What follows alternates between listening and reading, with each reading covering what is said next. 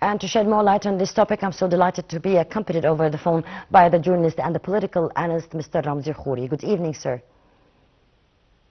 Good evening, Shuruq, and Ramadan Mubarak to you and the viewers. Thank you so much to you too and to your family.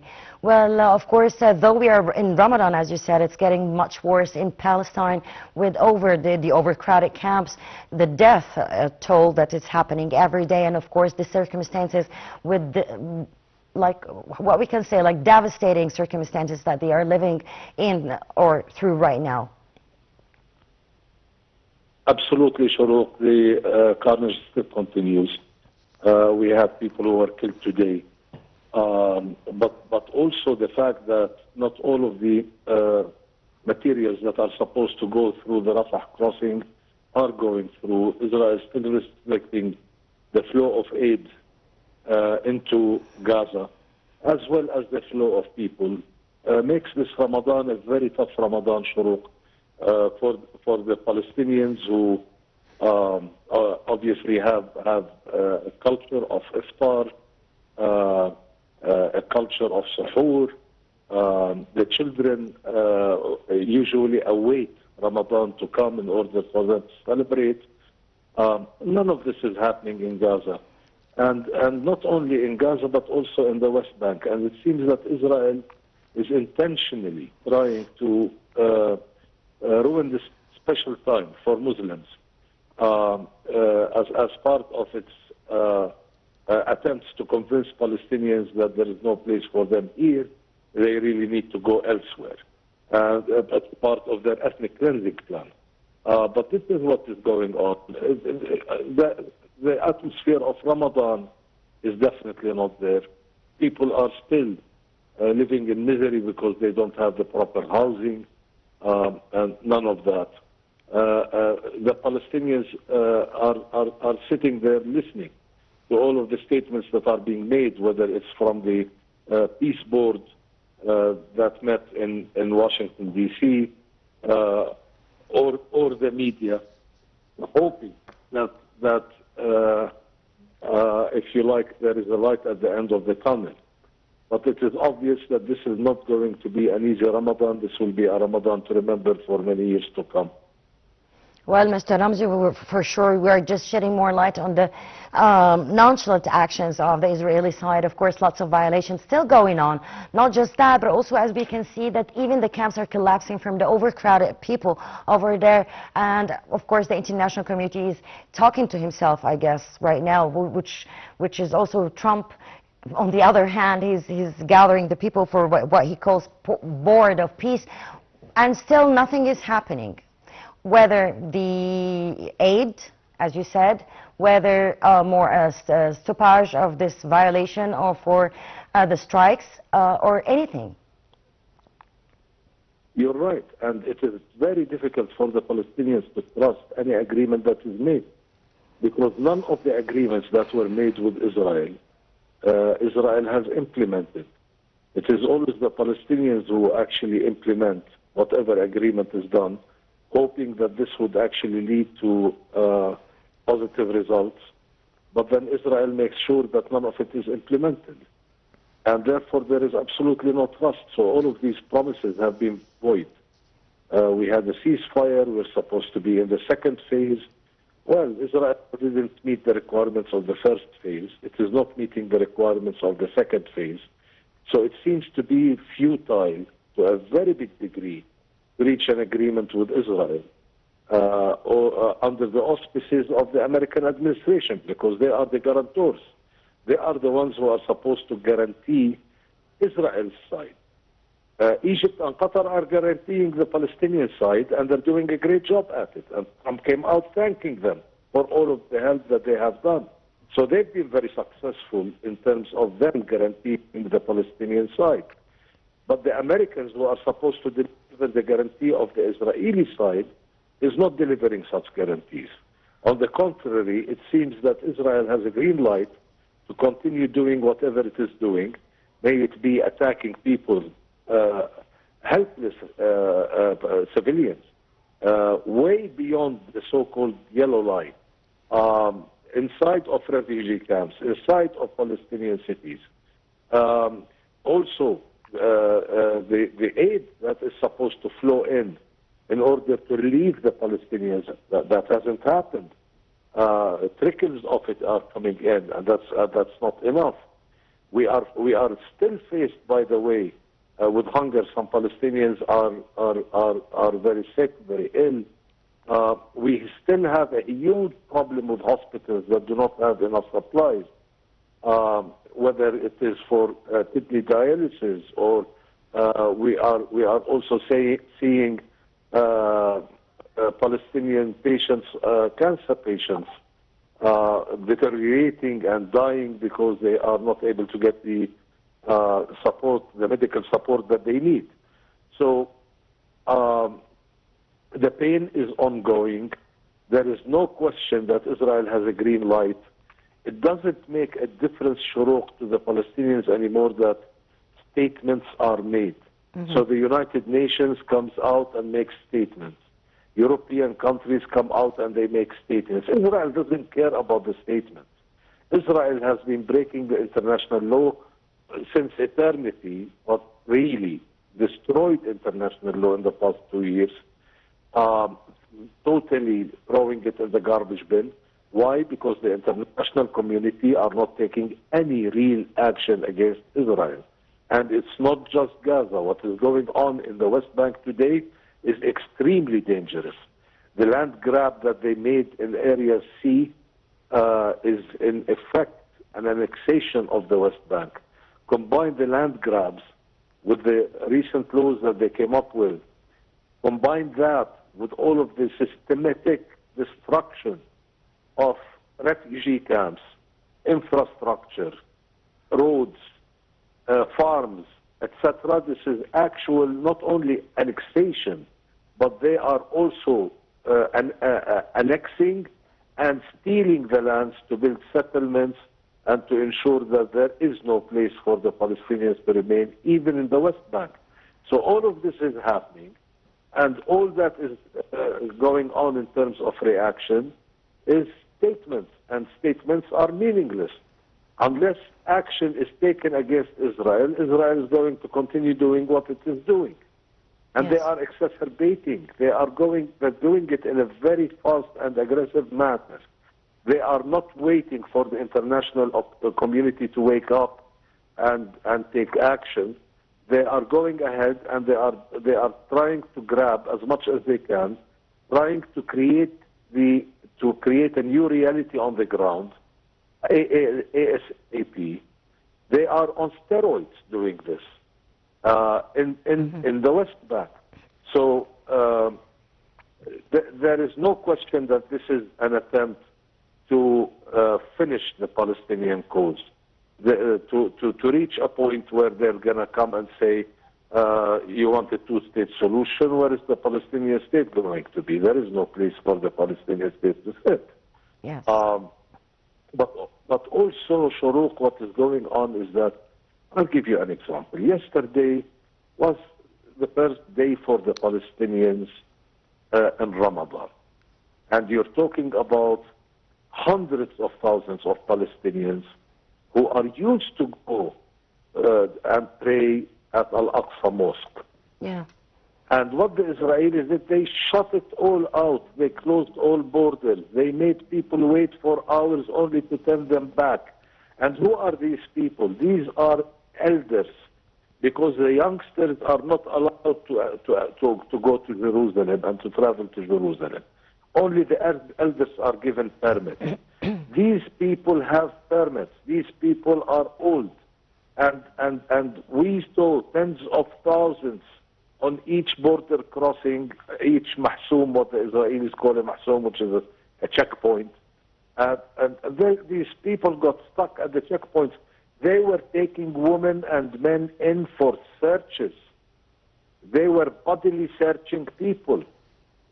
Some people who complained about, why are you doing this? This is ridiculous. This is not normal. We have the right to go and pray in Al-Aqsa Mosque. What did they do? They arrested them. They arrested old people for several hours on end.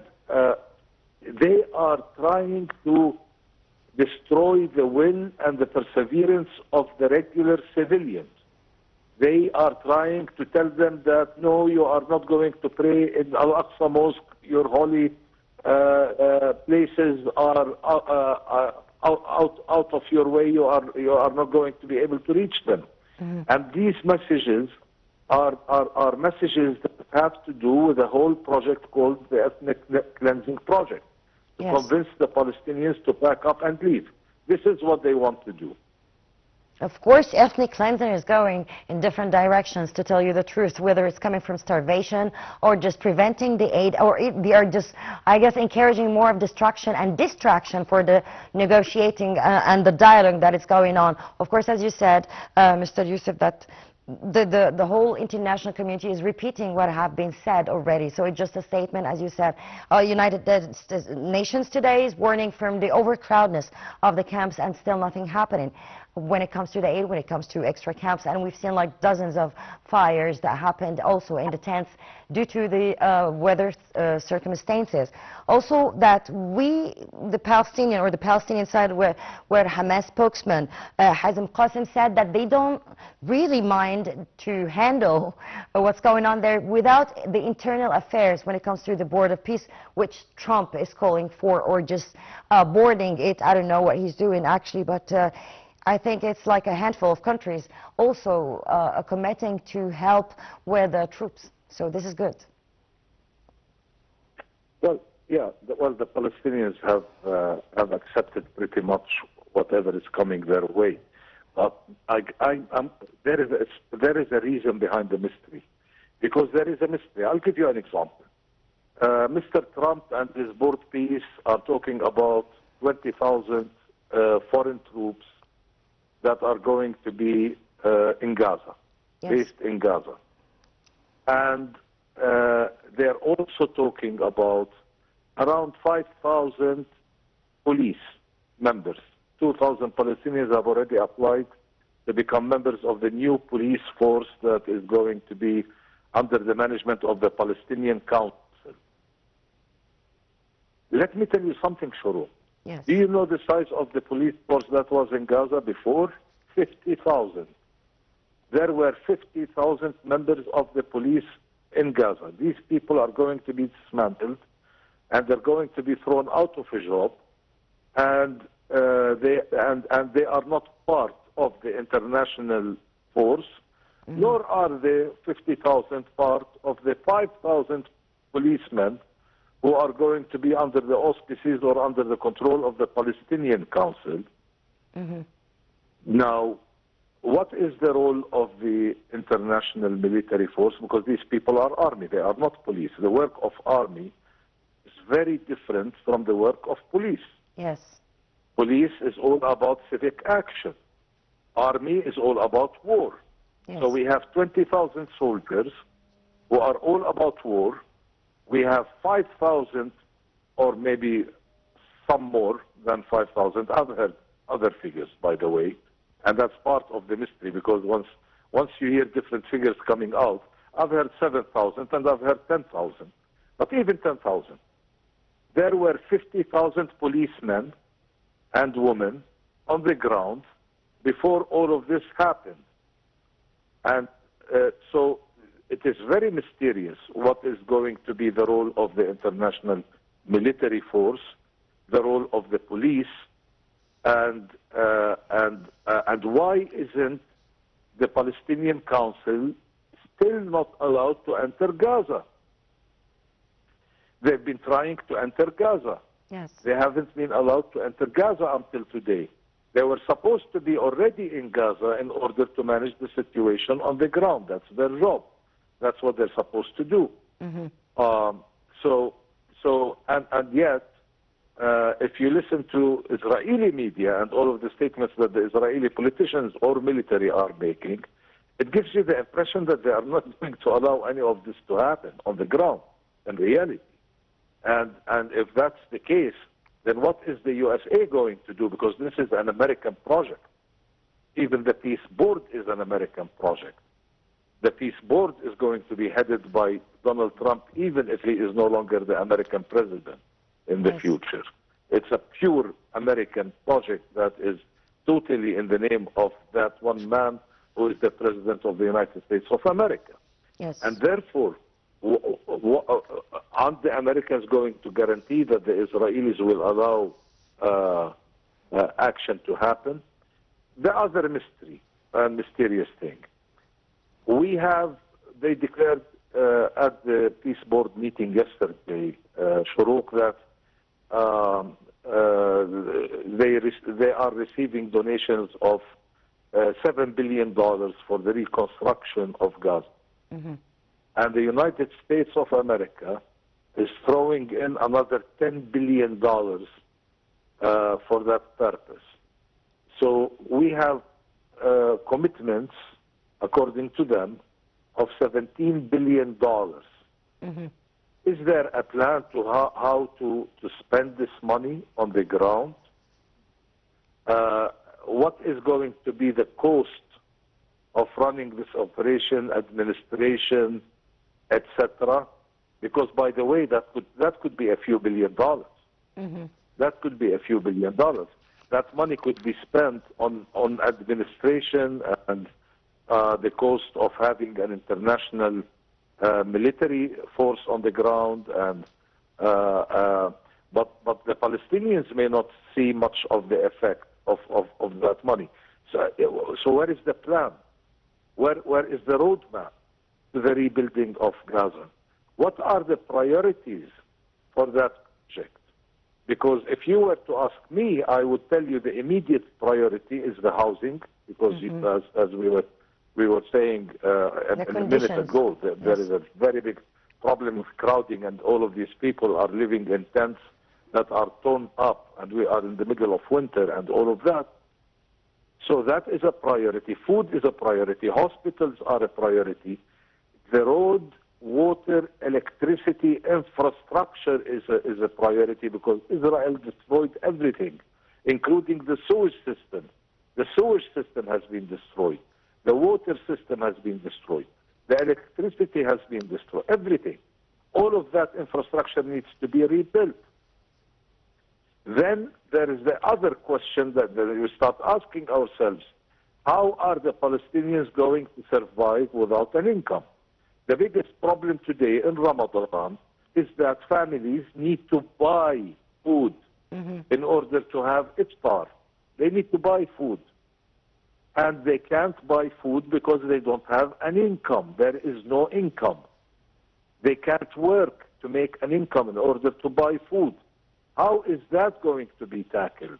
What kind of infrastructure needs to be built in order for Palestinians to go back into a functioning society? And if this is the plan, and we're going to start implementing it ASAP, why is Israel still destroying Gaza? Buildings that are erect, they are blowing them up on a daily basis. Why is that happening? If we are now at a stage when we are going to get into the rebuilding of Gaza, why is Israel still destroying Gaza? So these are the questions that make this whole project some kind of a mystery. We don't know how it's going to be implemented. We don't know the real reasoning behind it. Why? Why do I say this? Because we've seen Jared Kushner come on television stations and in very big events like the World Economic Forum, the last one. He came out with all of these slides and photos of the new Gaza. It's a real estate project. It's a construction project.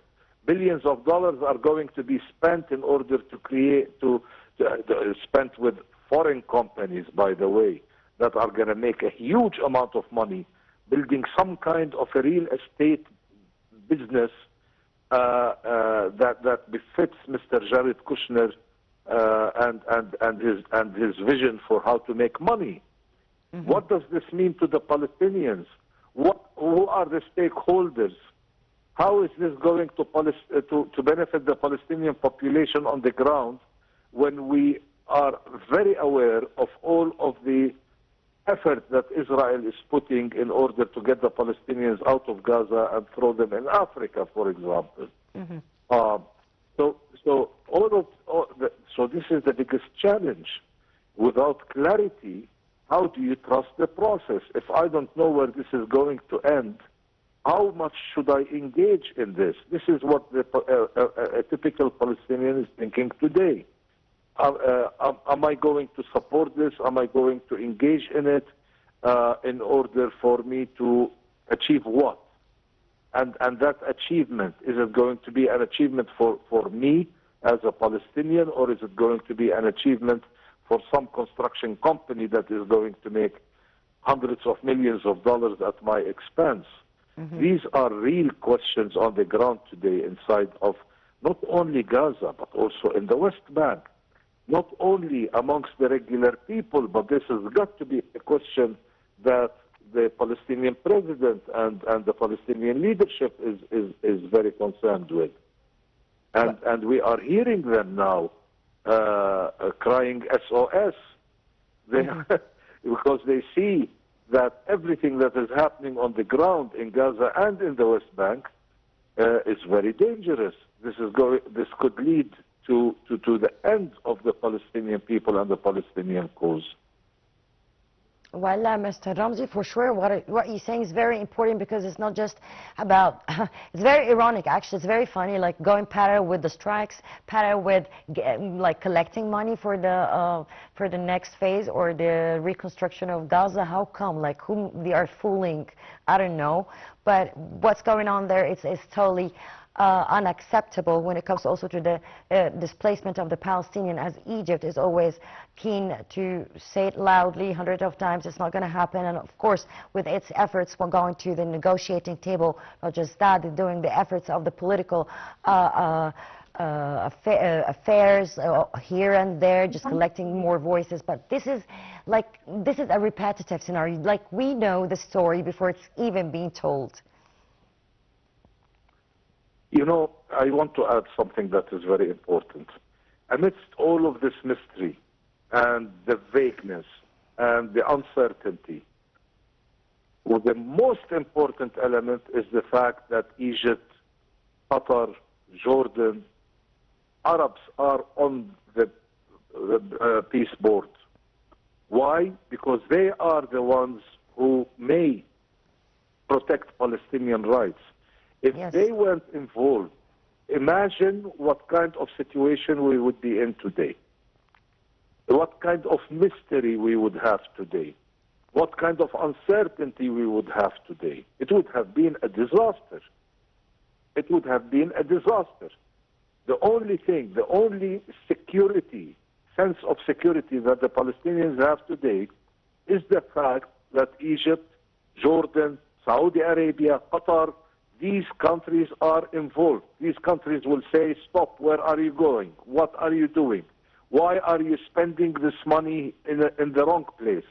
Yeah. Why aren't we implementing humanitarian law, etc.? These questions are not going to be asked by the American administration or Israel, that happens to serve on the peace board, which is the most ridiculous notion. The Palestinians are not invited on the peace board, but the Israelis are sitting there. And so none of these countries that are in full support of Israel and whose raison d'etre is to protect Israeli whims and wants and needs and that kind of package that we've seen that has been totally destructive to civilian life in the past 2 years. These countries are not going to defend Palestinian rights. These people are there to represent Israel. So, but the Palestinians have the Arabs there, who are going to represent them and their interests in a very big way. And that is the only security thing that the Palestinians have. Without that, it would have been a total disaster. Well, we hope for the best for the next phase. Mr. Ramzy Khoury, the journalist and the political analyst, I would like to thank you so much for your informative call.